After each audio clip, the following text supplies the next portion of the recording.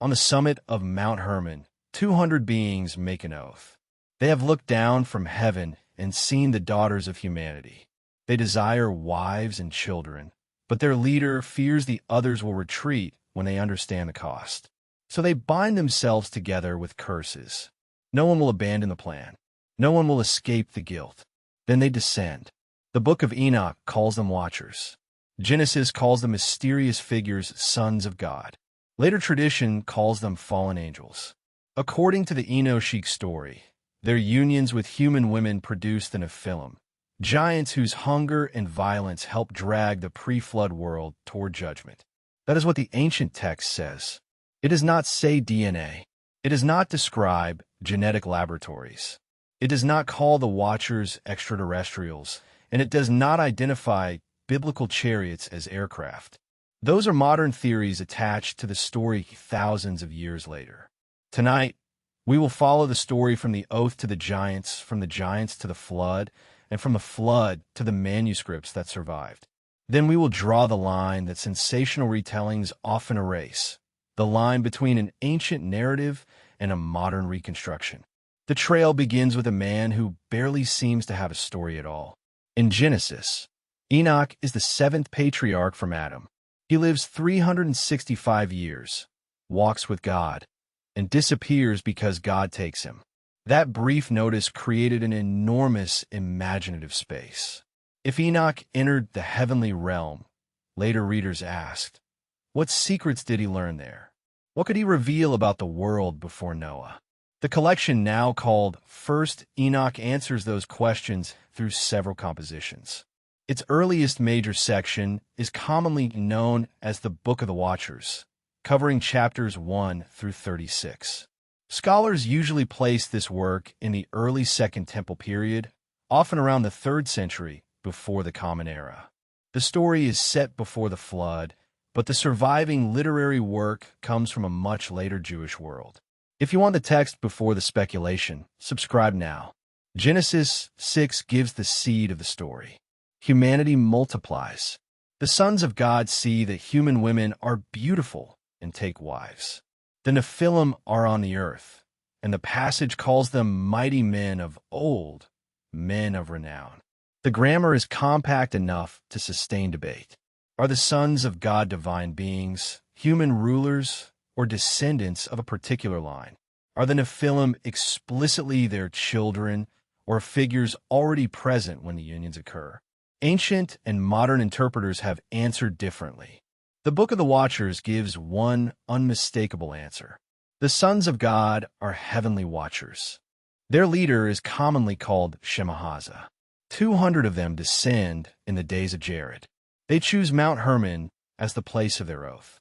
The text turns a few biblical lines into an organized rebellion with a leader, followers, motive, and location.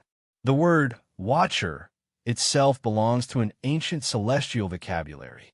In the book of Daniel, a holy watcher appears in the dream of the Babylonian king Nebuchadnezzar and announces a judgment.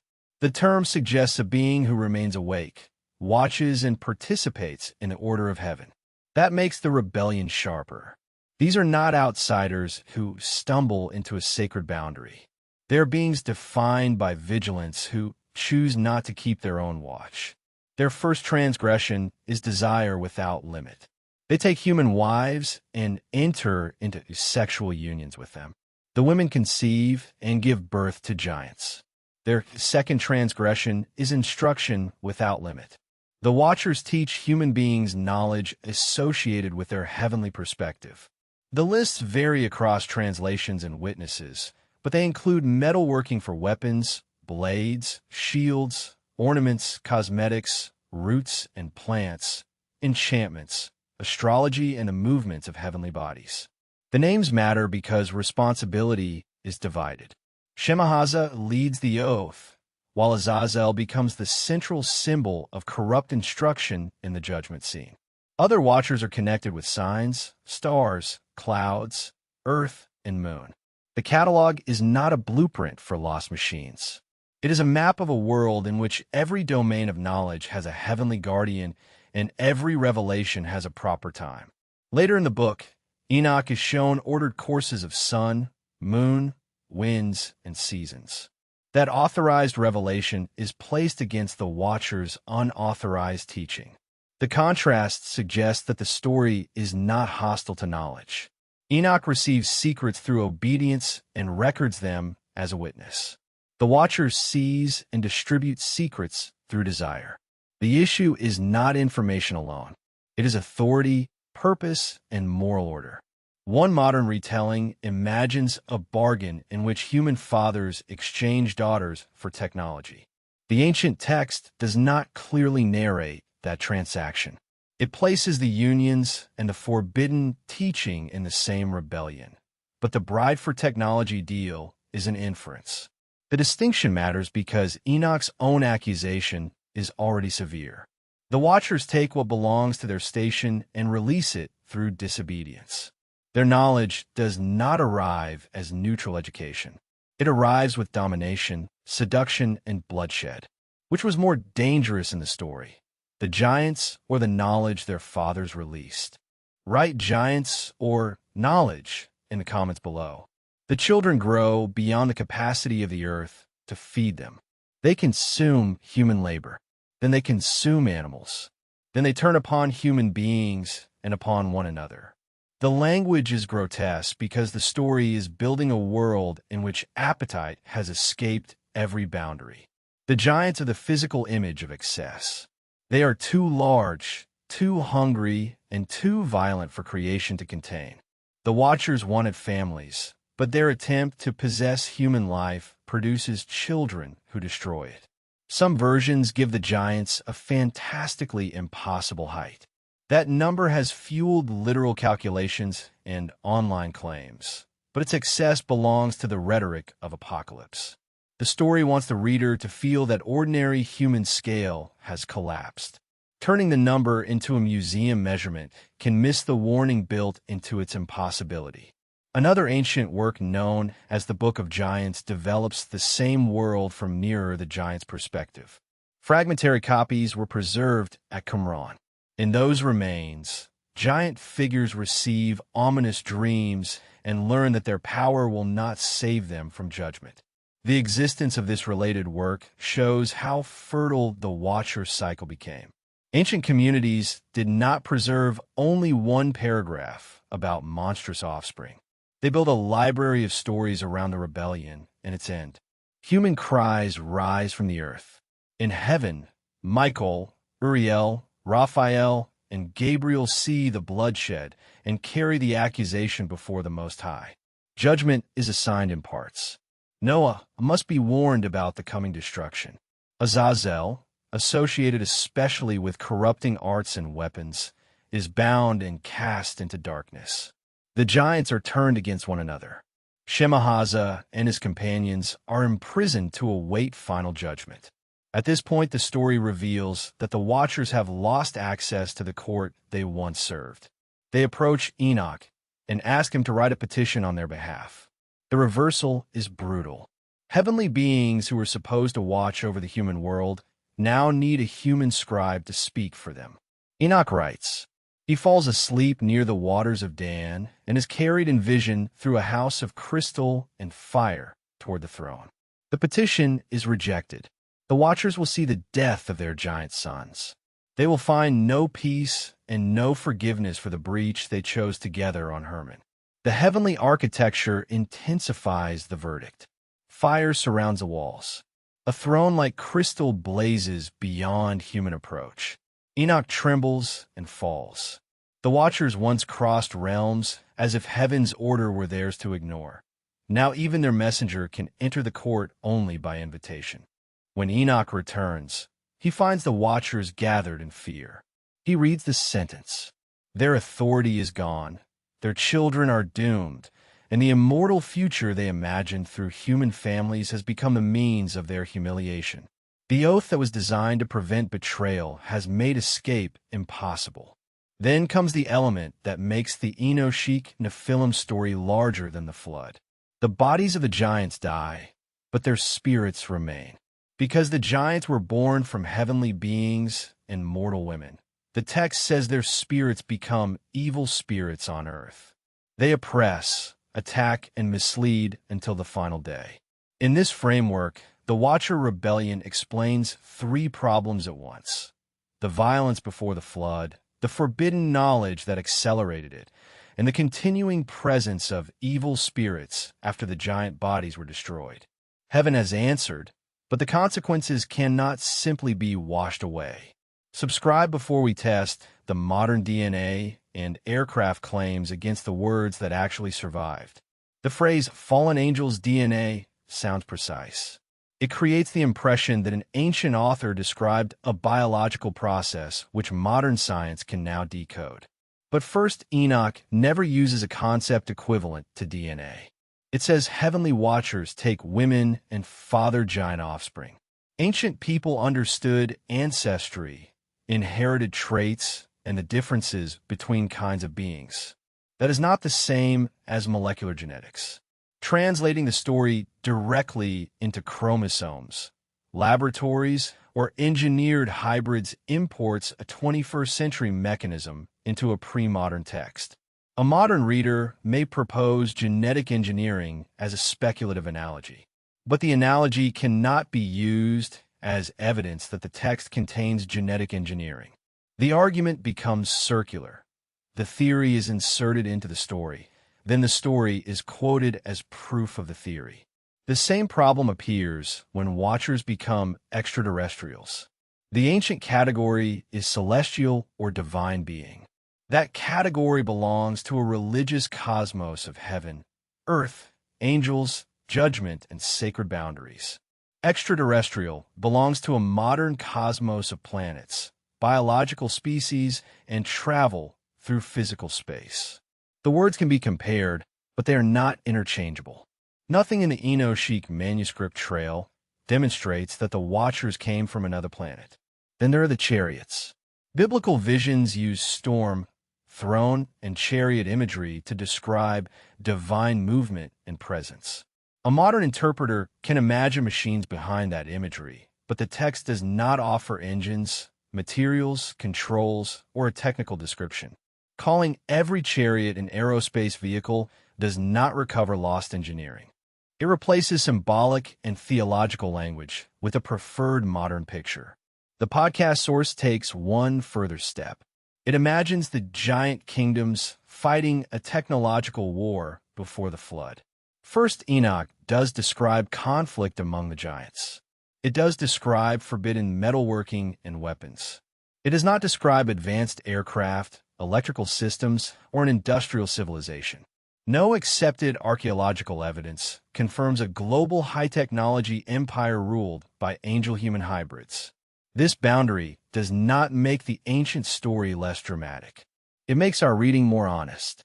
And honesty becomes even more important when the story reaches Atlantis.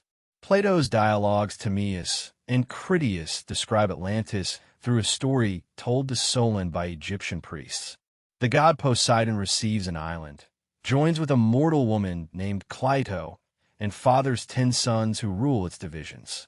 Atlantis grows powerful, becomes morally corrupted, attacks other peoples, and is finally swallowed by earthquake and flood. The parallels with the Watcher story are real at the level of motif. Divine beings cross into human family lines. Hybrid or semi-divine rulers govern an ancient world. Power becomes corrupted. Vashprits. Catastrophe follows. But the differences are equally real. In Plato, Poseidon is not one of 200 watchers swearing an oath on Hermon. The 10 sons are dynastic kings, not a race of cannibal giants. Atlantis fights Athens inside Plato's moral and political tale. First, Enoch focuses on rebellious heavenly beings, forbidden teaching, giant violence, and a divine judgment tied to the flood tradition. Plato wrote in the 4th century before the Common Era. The Book of the Watchers took shape in the following centuries, although both works draw on older cultural materials. Similar motifs may reflect shared Mediterranean and Near Eastern patterns, literary contact, or independent uses of divine human ancestry. They do not prove that Atlantis and the Watchers are two eyewitness reports of the same event. The same caution applies to the Sumerian king list. That list places rulers of fantastic reign lengths before a flood. Genesis places extraordinarily long-lived patriarchs before its flood. The comparison is fascinating. It shows that several ancient traditions imagine the world before catastrophe as radically different from ordinary time. Yet the lists are not a one-to-one match. Their names, numbers, political purposes, and literary forms differ. And the claim that the Enochic tradition is the oldest story behind all the others remains a personal theory, not a conclusion established by the dates of surviving manuscripts. Share this with someone who uses Enoch as proof of ancient aliens. They deserve to see where the manuscript ends and the modern theory begins. What the manuscripts do prove is substantial. First, Enoch is not a modern invention. Aramaic fragments of Enochic works were recovered among the Dead Sea Scrolls. Manuscripts such as 4Q201 preserve portions of the ancient tradition and demonstrate that it circulated before the Common Era. The surviving book is composite. The Book of the Watchers is one section among several, and the parts were formed across time. That makes sweeping statements such as the Book of Enoch is the oldest story ever written impossible to establish from the evidence. The Dead Sea Scrolls discovery also corrects another popular shortcut. Enochic fragments and manuscripts of biblical books, such as Isaiah, belong to the same broad archaeological corpus, but they are not one scroll and do not automatically carry identical authority. The Qumran collection includes scripture, interpretation, community law, hymns, calendars, and apocalyptic works. A copied text was important enough to preserve. That fact alone does not reconstruct one universal canon. Other evidence shows that Enochic language traveled beyond Qumran. The New Testament letter of Jude cites a prophecy attributed to Enoch that closely matches the opening of 1st Enoch. Early Christian writers knew the work, even when later churches did not include it in their biblical collections. Fragments survived in Greek and other languages. Jude also speaks of angels who did not keep their own position but abandoned their proper dwelling and were kept in chains for judgment. 2 Peter describes angels who sinned, imprisonment, and the ancient flood in the same warning sequence. Interpreters debate exactly how these passages use the Watcher tradition, but the echoes show that the story's vocabulary was available to early Christian authors. Enoch could shape a theological imagination without every church eventually placing the complete book inside its canon. The complete form survives in Ge'ez because Ethiopian communities preserved it. The Ethiopian Orthodox Tewahedo Church includes Enoch within its broader biblical canon. Older fragments also survive in Aramaic, Greek, and other witnesses, but Ethiopia carried the complete work through centuries when it was unavailable in much of the Christian West. This is why saying rabbis removed Enoch from the Bible compresses too much history into one accusation. Jewish and Christian canons developed across different communities, languages, and institutions. A book could be valued, quoted, and copied without becoming scripture everywhere. Ethiopia did not preserve a secret modern edition hidden from the world. It preserved a living textual tradition that other communities allowed to reseed. This manuscript history gives us a clear final verdict. The ancient text really does tell a story in which heavenly watchers cross a boundary, take human wives, and produce giant offspring. It really does connect their rebellion with forbidden knowledge, violence, judgment, and the origin of evil spirits. It does not give us DNA. It does not give us spacecraft. It does not give us a laboratory. It does not prove Atlantis. And it does not turn every giant story on Earth into one historical report. The strongest version of this documentary is therefore not the most sensational version. It is the version that allows the Book of the Watchers to remain strange on its own terms. Its deepest fear is not that visitors from another planet altered human genetics. Its deepest fear is that beings entrusted with knowledge abandoned their place, used desire as permission, and released powers they would not control. The giants are what that breach looks like when it grows. Their hunger is the Watcher's hunger made visible. Their violence is forbidden power multiplied through a new generation. Their destruction is not an accidental ending. It is the final form of the oath made on the mountain. The oath is therefore more than the opening scene. It is the mechanism of the entire tragedy. It turns individual desire into collective rebellion, and collective rebellion into a world no participant can repair. Every later image, the weapons, the empty fields, the chained watchers, and the coming water, was already contained inside that first promise not to turn back. What is more unsettling to you? The watchers crossing the boundary, or humans accepting their knowledge? Comment with one answer, and subscribe for the next ancient text investigation. Because long after the giants disappear, the question remains, what happens when knowledge arrives before wisdom and power enters a world with no boundaries strong enough to contain it?